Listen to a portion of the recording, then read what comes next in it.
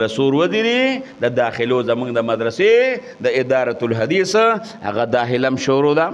الحمدلله ښه خشته تکړه استادان دي پکې لنګر سیستم شته هر څه شته تاسو دغه نږدې ده دغه ډوډیګرام جرندې سره یو بچی راولې په مدرسه کې موږ سره داخل کېده چې الله پاک هم د بچونو عالمان جوړ کړي روزي رسان الله دی رزق الله پاک نور علما ول ورکوي مدرسې ته چې دی راوس بس دی د هر څه نه خلاص چې ملاویږي ډوډۍ ملاویږي غرمه ملاویږي ماښام ملاویږي یخ اوبه ملاویږي بیلې هم شته شیشې هم شته ګیس هم شته هر څه هر څه نه بېغمه شوی